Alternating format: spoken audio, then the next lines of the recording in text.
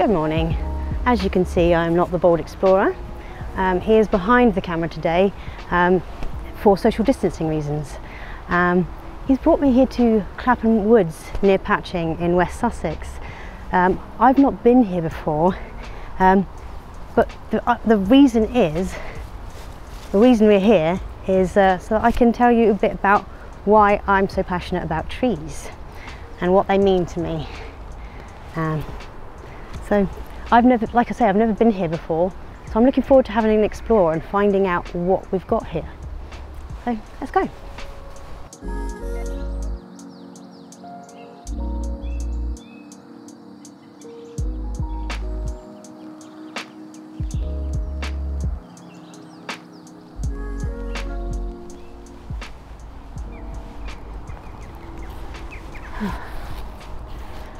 So, found this lovely oak.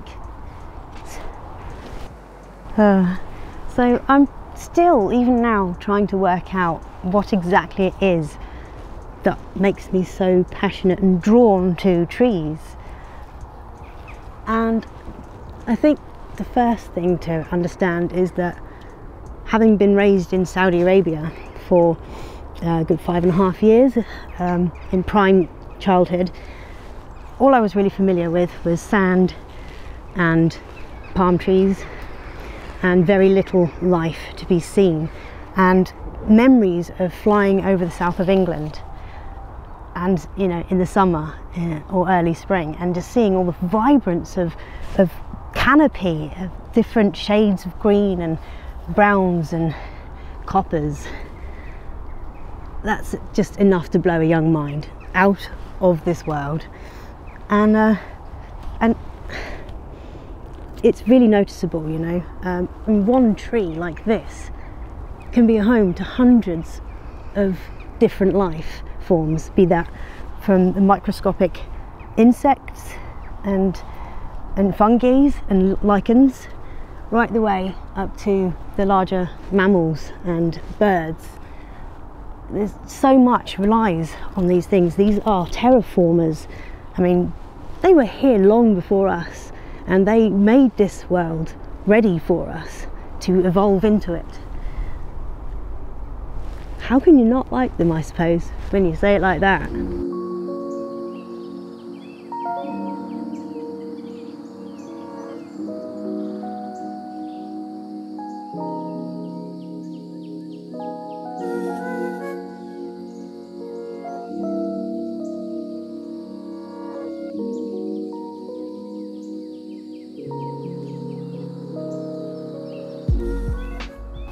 Can't help but look at this ivy. Look, somebody's cut this ivy, which is fine, you know, but there's a lot of contention about ivy, actually, in the sense that it can kill a tree, and it can also create, if there's too much of it up in the canopy, it can create a sail. So if there's a strong gust, it can bring down a weak tree. But on the other hand, all these evergreen leaves close to the bark are perfect for life, like butterflies, to overwinter and to survive till the spring. So if anyone out there does tend to cut ivy, don't cut it all, please, because we need it for our insects.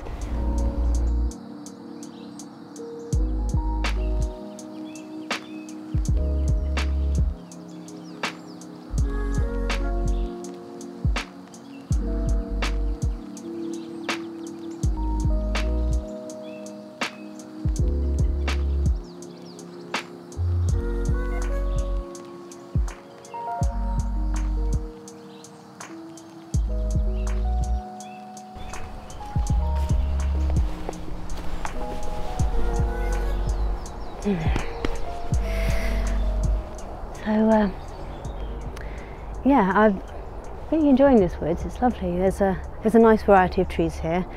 I picked up a few leaves, actually. So we've seen one I can't identify.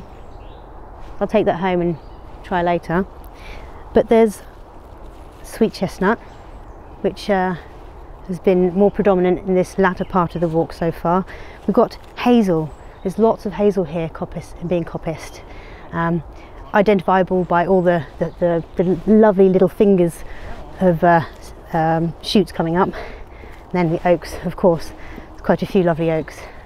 I think what I find that I love about woodlands is not just the fact that there are trees there and animals, which I love, but I love to see the varieties, because the more variety there is in a woodland, the more successful the life within it is going to be, because you get things like the maytree or the hawthorn, which blooms fairly early, and then you get other trees that bloom later, so it provides a kind of a stable diet throughout, which is good and more successful throughout the winter then.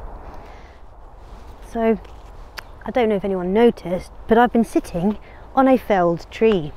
It's an oak, and it saddens me a lot, as you may imagine. I do kind of, I feel a bit silly saying it, but I'll say it anyway. I do feel kind of physical hurt when I see it and when I hear about trees being felled. But, you know, from that trunk I can't see any reason why it would have been. But when you come over here, I assume it's because of this, that rotted trunk there. I mean, it could have been cut off and potentially saved, but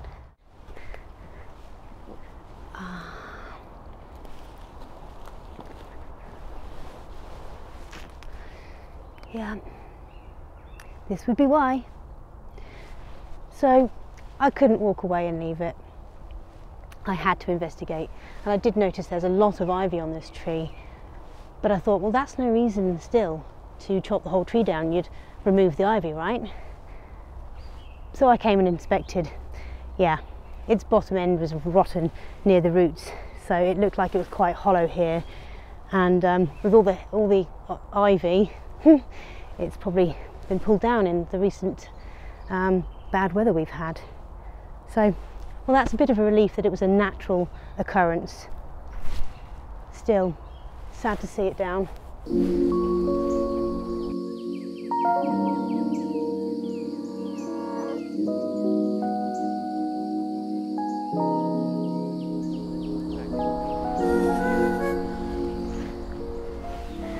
So we've entered an ash section of this woods, and they are lovely trees, really nice.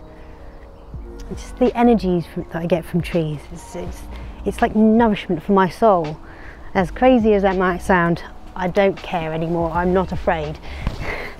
But they do have an energy, they have a metabolism of sorts.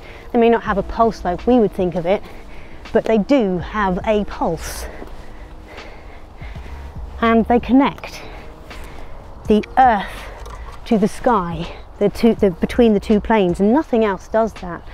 So, and that really appeals to me.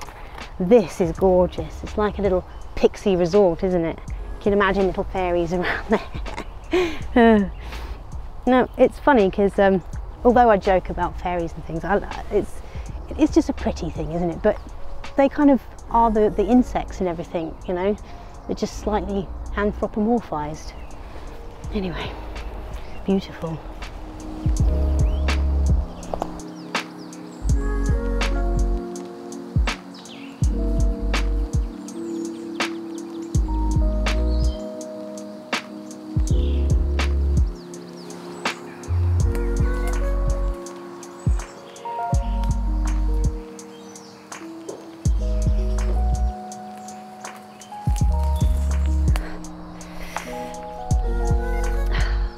Well, I must say, there's so much more that I could and would say about trees and my feelings about them. So much I had to miss out because, well, you don't have all day, do you? But if you follow, like and subscribe, there's a possibility I'll get a chance to do this again. So hopefully I'll see you then. I hope you enjoyed the video. I've really enjoyed doing it. I really needed this time out in the woods. Soul food. Now I can get back to lockdown. Take care everyone. Bye for now.